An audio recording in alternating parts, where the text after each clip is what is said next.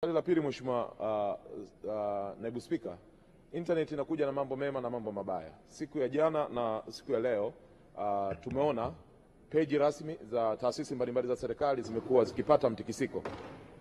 Sasa kwa nafasi hii ya swali hili, ni ipi kauli ya Wizara ya Mawasiliano kwa Watanzania kuelekea tukio hili ambalo limekuwa likichafua taasisi na viongozi wetu wa serikali kwa kipindi hiki? Ni ipi kauli ya serikali? Mheshimiwa Waziri, swali la pili kwa kwenye uchunguzi, usilijibu.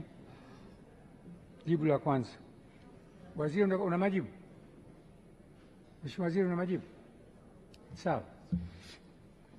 Mheshimiwa Naibu Spika, kwanza naomba nimpongeze Mheshimiwa Naibu Waziri kwa majibu mazuri aliyoyatoa, na naomba kwa ruhusa yako nimjibu Mheshimiwa Sanga kama ifuatavyo. Moja, ni dhahiri Mheshimiwa Dr. Samia Suluhu Hassan ameshatoa maelekezo ya nchi yetu kurusha satellite yake.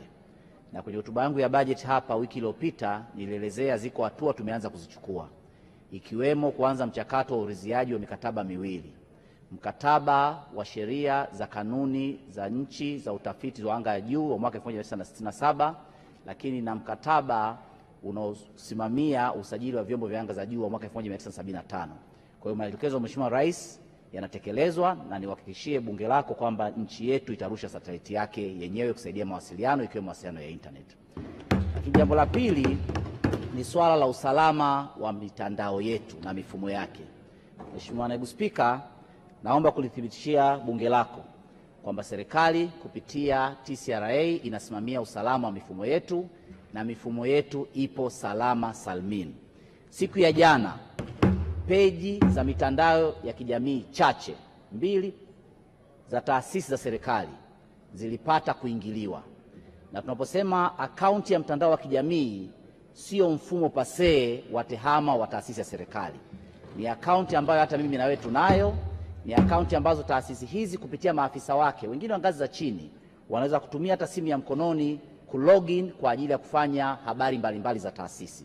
Kwa zile taratibu zao za kiusalama zilikuwa si thabiti na ikasababisha kuweza kuingiliwa. Mitandao hiyo ama akaunti hizo zimesharejeshwa, na wizara yangu na taasisi za serikali zinaendelea kufanya kazi kushirikiana na taasisi mbalimbali za serikali kuhakikisha akaunti za mitandao ya kijamii ziko salama, lakini mifumo yetu yote iko salama, na serikali itaendelea kusimamia jambo hili kwa kuhakikisha nchi yetu inaendelea kuwa salama. Mheshimiwa Naibu Spika, nakushukuru sana.